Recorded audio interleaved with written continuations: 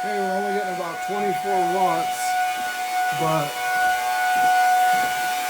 we got snow on the ground outside now.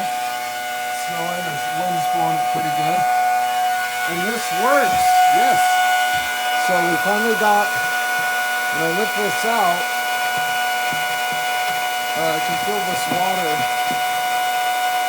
Oh, it feels good, it's warm now.